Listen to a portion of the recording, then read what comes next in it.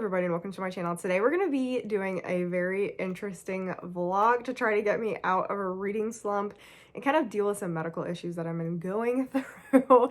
It's been a really rough month. It's been a really rough month, but I just had a pretty good day yesterday and I am having an okay day today, so that is exciting. So I'm like, okay, I can finally film, because when I'm feeling bad, I just don't want to film. I don't want to read, I don't want to film, etc. So if you saw my little announcement on the community page, its videos are going to be a bit sparse or random until I start feeling better. I do start physical therapy Tuesday, which is tomorrow, so hopefully things start getting better rather soon. But I did finish a reading vlog, which is like a miracle in itself. Even when I'm feeling good, finishing a reading vlog is impressive.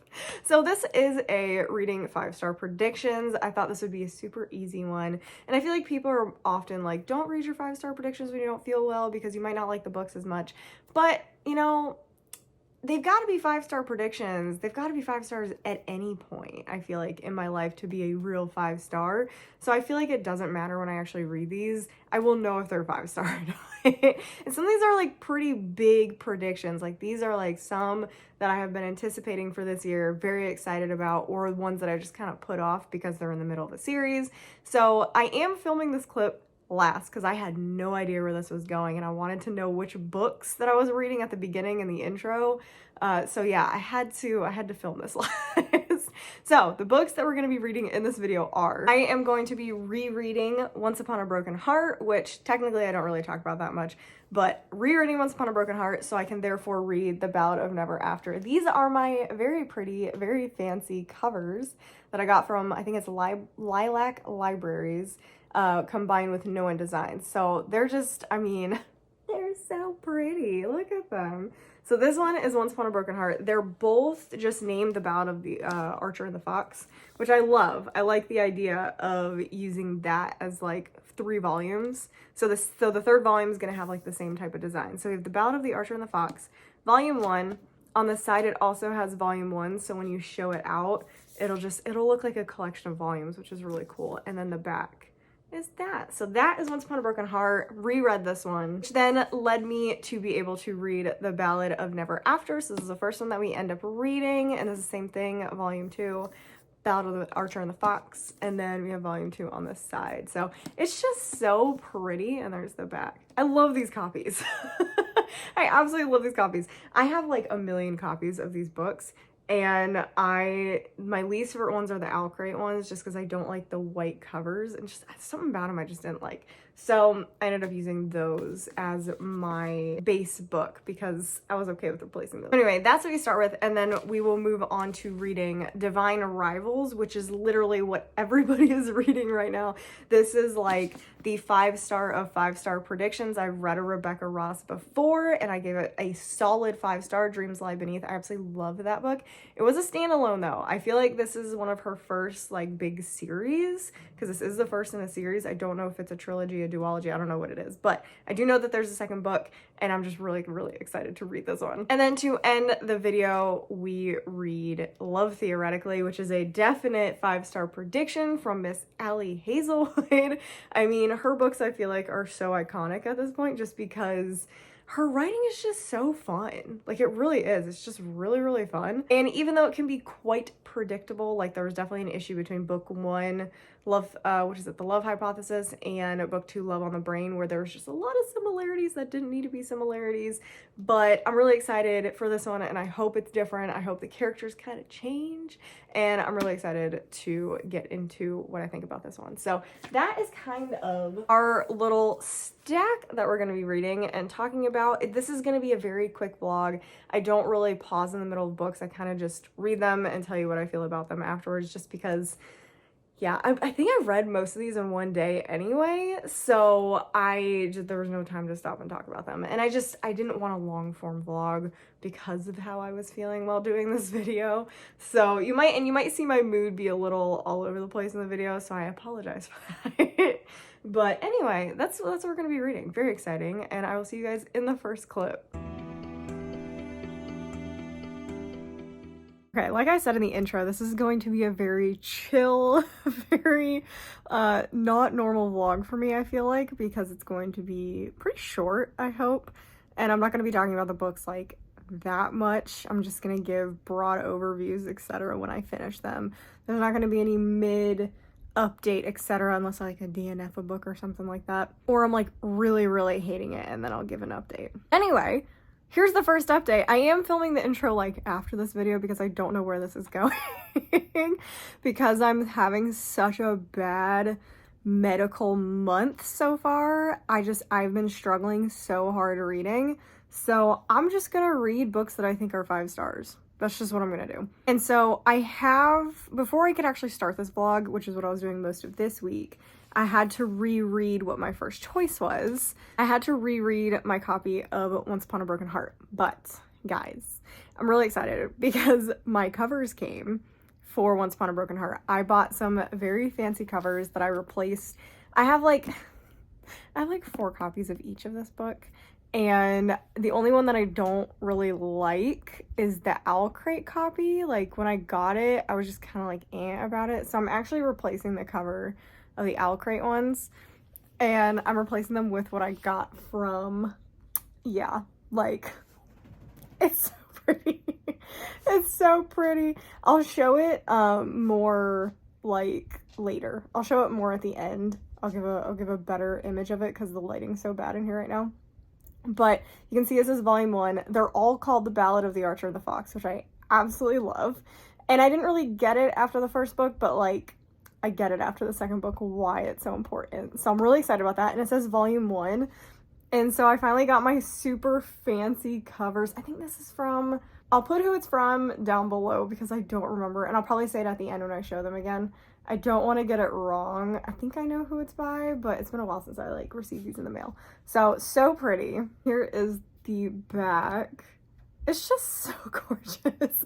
And you can see even on the spine it has 1. So I had to reread this and I actually downgraded it. Originally I gave this a soft 5 and I thought upon a reread it would be like a solid 5, and upon reread it pretty much stayed the same. So I'm actually giving The Ballad of the Archer and the Fox a 4.5. But I really like how it's set up to go into the next book. So I still thought that the next book was going to be a 5-star. So I then read my copy of The Ballad of Never After, this is volume 2 from the same cover design. It's so pretty. Again, The Ballad of the Archer and the Fox. It's just so pretty. I love it. It's so cool. The spine on this one, and then the back on this one. They're just stunning. They're absolutely stunning, and I'm so excited to see what they do for the 3rd book. I'm so excited. I'm just really excited to get my hands on the 3rd book because I have feelings about where this one went. I did finish this book in a day. I finished it in a day. I read the whole thing yesterday. It is the next morning. I'm still only giving it a 4.5. I feel like Evangeline was super annoying in the first half of this book. I feel like she got better by the end, but she was so freaking annoying. And the ending of this book also kind of hurt it because I like one thing that happened at the end relating to Jax, but I don't like the other thing that happened to Evangeline that's going into the next book. I do not like that type of storyline. I hate it. I absolutely hate it. Obviously, I can't spoil anything, but I am just annoyed. I know I'm going to be annoyed reading the next book. I hope the next book isn't like entirely about that. It definitely is going to be because of like hints that we got. Like she wrote herself a letter that's definitely going to play into it. It's just going to be an absolute nightmare. It's going to be an absolute nightmare, and it's going to be a huge chunk, I feel like, of the next book, and I am not happy about it. Like, really not happy about it. Yeah. I did like the rest of the book, though. Love Jax, as usual. I do think there was a bit too much back and forth of, like, things happening.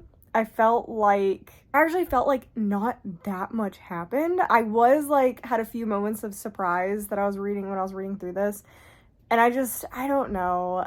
It just wasn't there's just something that's not working as well as the Caraval series. The Caraval series, all 3 books were 5 stars for me. I love them. After every book, I was screaming. I was in love with the books. Just kind of like, I don't necessarily know what these books are doing like wrong, but I mean, obviously they're still great. I'm giving them a 4.5, but I really was expecting both of these to be 5 stars.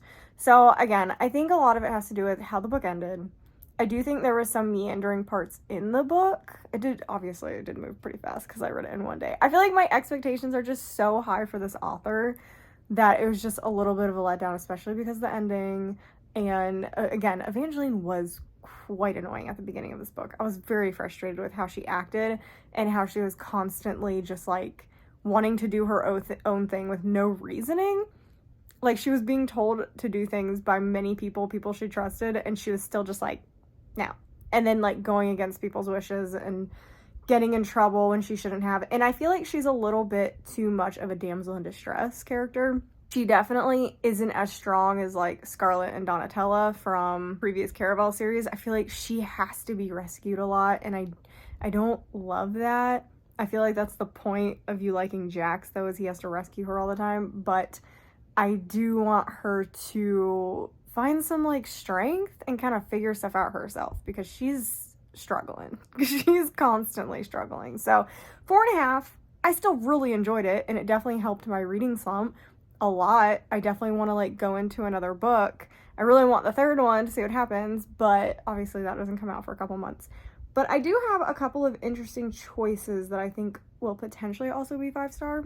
So I have one that I actually have quite a few. I have like 7 books that I think are going to be 5 stars. I'm just trying to decide what I want to actually like read in this vlog and what I'm going to be most interested in. And I don't want to read anything like too long. I feel like I just got Starbringer by Tracy Wolff. I feel like that might be a 5 star, but it's really, really long. So I don't think that's a good idea to read that one in this one.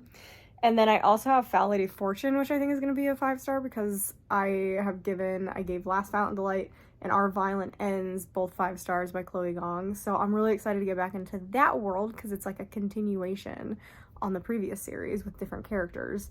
So I'm just like, those are options. Those are 2 options. I've loved Theoretically, but I'm not really like super in the mood for a romance. Maybe that one could go really fast. So potentially that one. But I also have one like off the cuff. Like, I have one that I've never read from this author before, but I love the premise. So this is like a wild card choice for a 5 star prediction. The Luminaries. This is like the really dark cover. I don't know which one this is. This is either, I think this might be Alcrate. I don't remember which one this is. But the Luminaries. This is about like monster hunters.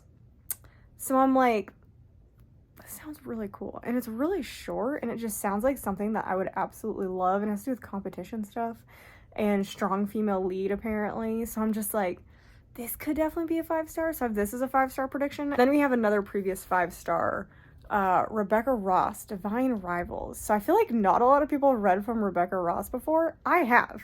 I loved Dreams Lie Beneath. Dreams Lie Beneath was so good.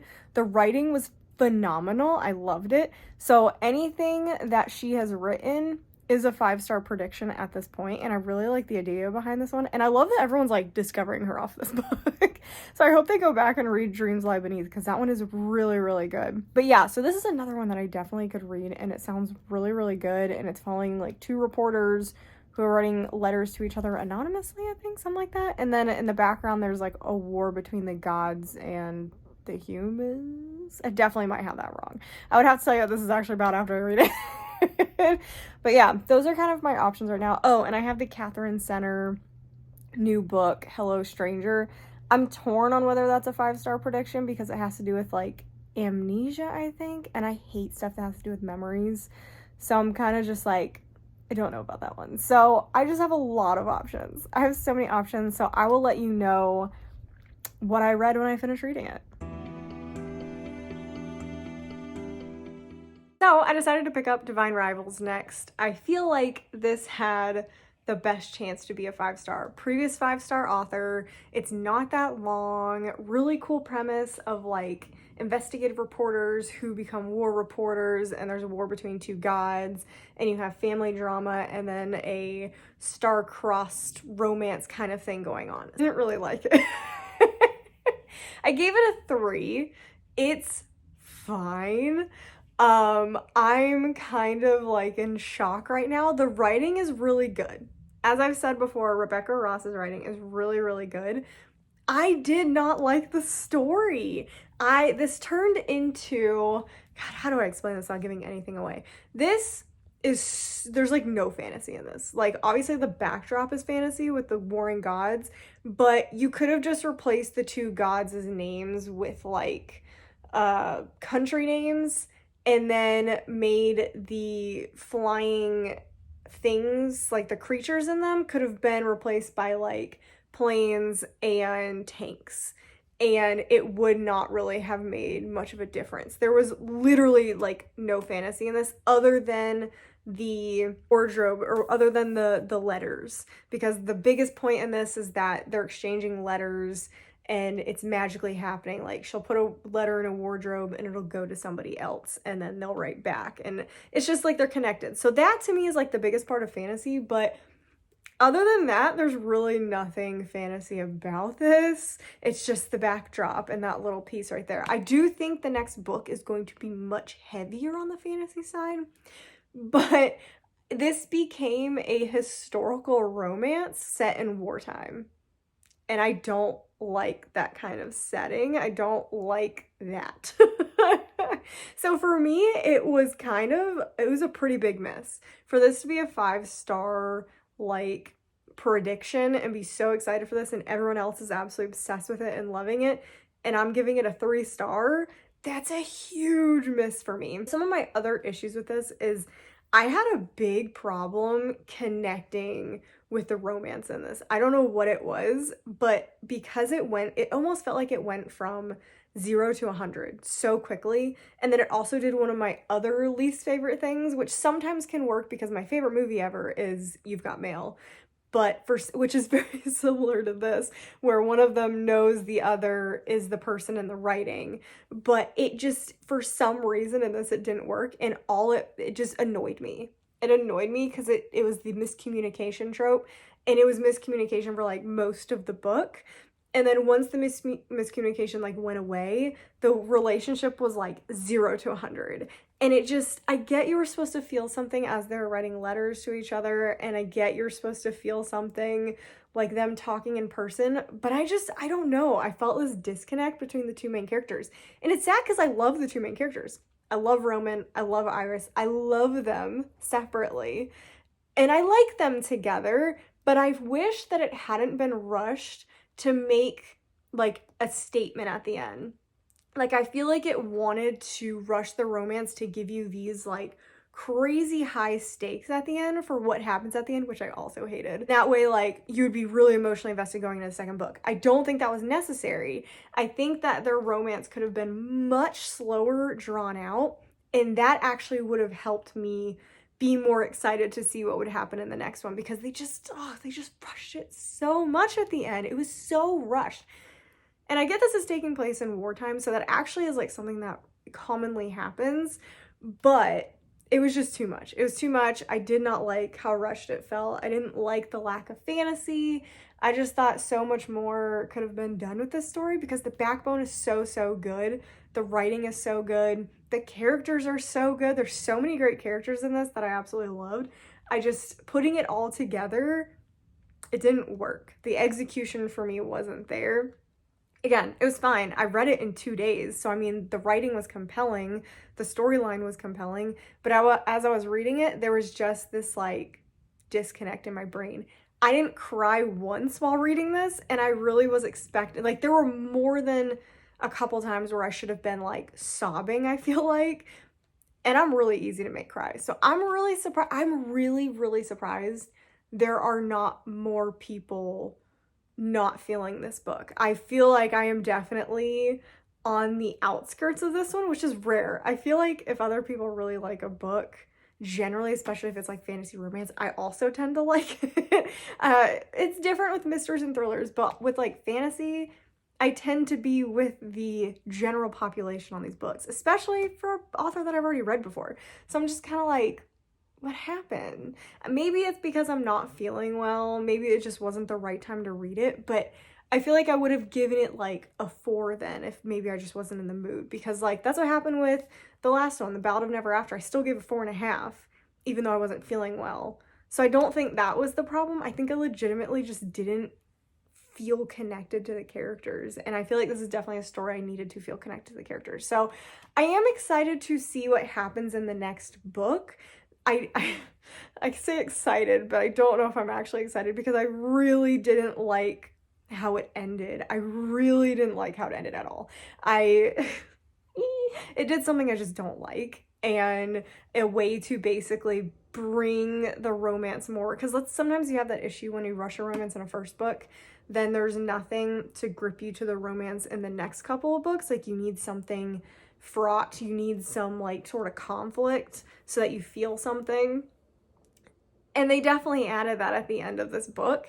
And so I'm just like, I don't know if I want to read it though in the second book, because like, I don't know. I don't like the conflict that was introduced. I think it's going to be very frustrating and very annoying in the next book, and it's probably going to take up most of the book, in my opinion. I don't know if this is a duology or a trilogy. I really hope it's just a duology, because the conflict will take a whole book, I feel like, to resolve. So I'm just like, I do hope there's more fantasy. I feel like there should be, based on what we've just learned at the end of this one. There should be more fantasy aspects in the next one. And I don't know. It's such a hard time with this one. So yeah, 3-star. Was really disappointed in this one. This is like, for me, this was like definitely gonna be a 5-star. 100% gonna be a 5-star. And now I'm just like, now what? Now what do I read? So now I'm just like looking around like, where do I go from here? Because this is supposed to be my slam dunk. This is supposed to be my slam dunk. And I don't know if I have like the emotional capacity to read Foul Lady Fortune, which is super long. I don't know if I have the emotional capacity to read that. So I don't know. I don't know where I go from here. To wrap up this vlog, I actually ended up picking Love Theoretically. I wanted to pick something that wasn't fantasy, because I realized that the last 2 books were both fantasy. I don't know if Divine Rivals is young adult or adult fantasy. After reading it, my guess would definitely be young adult fantasy, but I don't know technically where it's listed. And I guess it did come in Owlcrate, which does young adult as well. So I think that's young adult fantasy. So I read 2 young adult fantasies. So I was like, okay, let's read something that is not fantasy, which is what most of my 5-star predictions are. So I ended up picking Love Theoretically because Hello Stranger was the other one. And I was like, I just don't know if that's a 5-star prediction for me. Even though I loved The Bodyguard, I just wasn't sure because of the memory stuff. And I was like, oh, I don't know about it. So I ended up picking up Love Theoretically. And this also fit the fake dating prompt that I had for my TBR. So I was like, oh, that actually works really well. So read Love Theoretically. Definitely was a 5-star prediction. I gave it a 4. I don't know. I feel like it's just becoming a repetitive problem. So my history with Allie Hazelwood is I gave The Love Hypothesis 5 stars. Absolutely loved it, minus, you know, that one scene. That's just absurd. But I love that whole book. I thought it was really, really good. Then, what did I read? Love on the Brain, I think, was the second one. And I had a major problem with the main character. I did not like the female lead in that one. I actually liked the male lead in that one, I think, better than the first one. But I really didn't like the female lead in Love on the Brain. So I was kind of like hoping this would be like a mix of the two. And I definitely liked these characters. I'm trying to decide. I feel like I liked this male character the least out of the 3, but I liked her second most. And I liked the story more than I liked the last book story, although I felt like I did get bored during this one. I felt like there was definitely a lull in the middle of it where I felt like there was less of a plot than the other ones. I mean, this whole point of this one was her trying to get a job, and I feel like that just didn't hit as much as the other. No, the other one just felt more specific. I don't know why. This one just felt a little meandery for me, so definitely got a 4-star. I don't remember what I gave Love on the Brain because I feel like I liked this one more than Love on the Brain, but maybe I like them about the same and just like certain different aspects of them, because really Love on the Brain, it really was just the main character that I didn't like. I just found her very annoying. So I definitely liked that we changed the main character up. I do like that we did not have the tiniest of tiny women in this. I do wish the male character wasn't called enormous like 10,000 times. I get he's the size of a fridge. I don't care. It was just like, you can mention his height once. I don't need to hear about it again. I'm not going to forget that type of detail. I don't need it to be brought up 1,000 times like she does in every other book. So that also started getting on my nerves. I liked it. I read it in a day. Something about her writing, as usual, is very propulsive and entertaining, and she always writes a good romance, and the main characters are always adorable together, and I love that. And I do love, my favorite character was Greg, the fake dating. So it's not her fake dating this guy, it's her fake dating his brother, and he finds out that she's not who she said she was at all these family gatherings, and that's kind of where there's miscommunication, etc. So it's not that bad. I don't like miscommunication as a trope. So it's not that bad. It's actually not that bad. So I feel like those are like my main gripes with it. Otherwise, I did enjoy this book. Still didn't like it as much as The Love Hypothesis. I'm now curious if I'll ever like any of her books as much as The Love Hypothesis. Something in that first one just worked really, really well. So this one just, it didn't live up to it. So it did not get a 5-star. And I'm really sad because I didn't get a single 5-star in this video. I don't know if that's just because like I am having a bad medical week or month, but I don't know. I don't think so, because Once Upon a Broken Heart and The Ballad of Never After, I kind of felt like how I felt about them last year. So I feel like that didn't change that much. So I feel like that didn't like mess with my rating too much. But this is kind of what I read for this video. I mean, technically Once Upon a Broken Heart wasn't counted in here, but technically did kind of read it for the video. So Once Upon a Broken Heart and The Ballad of Never After both got 4.5. Divine Rivals got 3 stars, and I stick by that. Like, I was thinking maybe as the week went on, maybe if I had better days, I would like think back more fondly on it. Nope. Nope. I really just didn't vibe with that book. And then we had Love Theoretically, which was a 4-star. So I mean, not terrible. I feel like Divine Rivals definitely was a huge like bummer in this video, because that was like, I feel like that was more of my home run. Like, I was a little skeptical on The Ballad of Never After just because I felt like the first one was a soft 5. So I was like, could go either way. It could be a soft 5 or a 5. And then Love Theoretically, because I didn't love on the Brain, I was like, I'm still going to say it's a 5-star prediction, but there's potential to not be. But Divine Rivals, I had a 5-star previously, a solid 5-star, and everyone's been loving it. So I'm just like, what happened? What happened? So now I'm just confused. Now I'm living in confusion. So definitely an interesting video. I kind of enjoyed it, and these books took me like no time at all to read, except for Once Upon a Broken Heart took me forever for some reason. I don't know why. I don't reread books. When I reread books, it takes me a long time. So I guess I'm not that surprised. But I got through some books that I really, really wanted to get through. It caught me up on a series. It caught me up on this romance series author, I guess, and then started a new... I really wanted to read Divine Rivals. I didn't want to start a new series, but I'm glad I read it because I've been dying to catch up with the hype, and unfortunately did not feel the hype, which is just, I feel weird. I feel so weird about it. Anyway, I hope you guys enjoyed the video. Let me know what you guys thought in the comments about my ratings, about if you guys have read these, if you're excited to read any of them, what you thought, if you did read them, etc. All the questions I normally ask.